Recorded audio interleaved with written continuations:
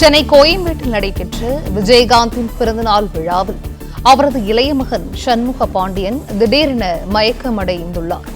சென்னை கோயம்பேட்டில் நடைபெற்ற விஜயகாந்தின் பிறந்தநாள் விழாவில் அவரது இளைய மகனான சண்முக பாண்டியன் திடீரென மயக்கமடைந்துள்ளார்.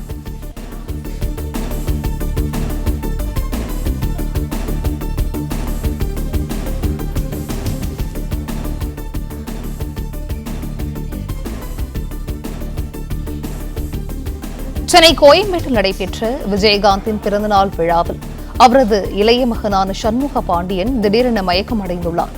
கூட்ட நெரிசலின் காரணமாக மயக்கமடைந்த சண்முக பாண்டியன் காரில் மருத்துவமனைக்கு அழைத்துச் செல்லப்பட்டிருக்கிறார்.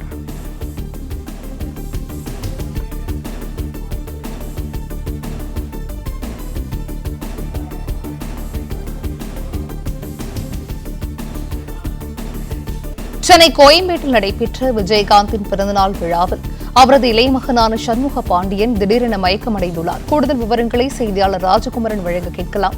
ராஜகுமரன், வணக்கம். இது குறித்தான முழு விவரங்கள்.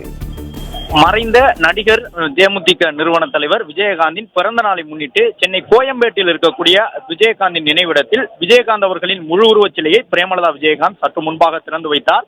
விஜயகாந்தின் மறைவுக்கு பிறகு வந்த முதல் பிறந்த நாள் என்பதன் காரணமாக ஆயிரக்கணக்கான தேமுதிக தொண்டர்கள், விஜயகாந்த் ரசிகர்கள் தற்பொழுது தேமுதிக தலைமை அலுவலகத்தில் குவிந்திருக்கின்றார்கள்.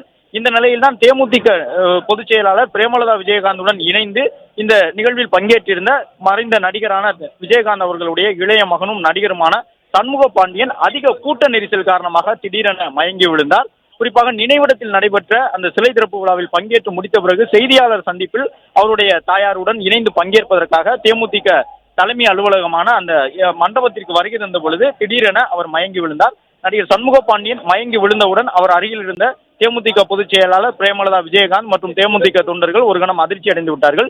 உடனடியாக ஒரு வாகனத்தை வரவழைத்து அந்த உள்ளே இருந்த அவர்களுடைய வாகனத்தை, காரை வரவைத்து அதில் சண்முக பாண்டியனை ஏற்றி அருகில் இருக்கக்கூடிய மருத்துவமனைக்கு முதலுதவி சிகிச்சைக்காக அனுப்பி வைத்தார்கள். அதிக கூட்ட நெரிசல் காரணமாகவும் விஜயகாந்த் அவர்களுடைய குடும்பத்தாரை நெருங்கி சென்று பார்ப்பதற்காக ரசிகர்கள் முண்டியடித்ததன் காரணமாகவும் சண்முக பாண்டியன் மயங்கி விழுந்ததாக கூறப்படக்கூடிய சூழ்நிலையில் தற்பொழுது அவருக்கு அந்த முதலுதவி சிகிச்சை வழங்கப்பட்டு நல்ல நிலையில் இருப்பதாகவும் மீண்டும் அவர் அந்த செய்தியாளர் சந்திப்புக்கு முன்பாக தேமுதிக தலைமை அலுவலகத்திற்கு வருகை தந்து விடுவார் என்ற தகவலையும் தற்போது தேமுதிகவினர் தெரிவித்துள்ளனர்.